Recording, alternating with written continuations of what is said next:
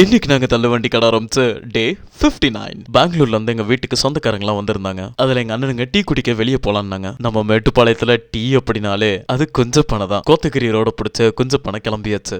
நல்லா இருக்கா கோத்தகிரி ரோடு?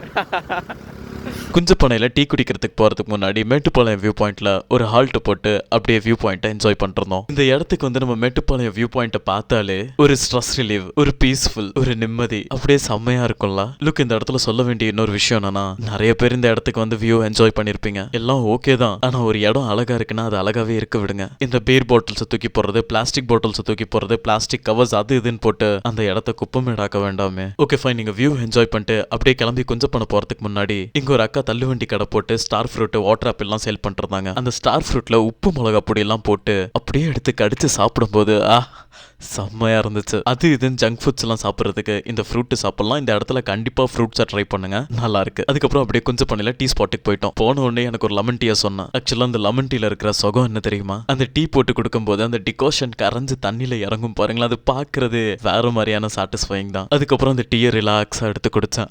அந்த வீடியோவை நீங்களே பாருங்க.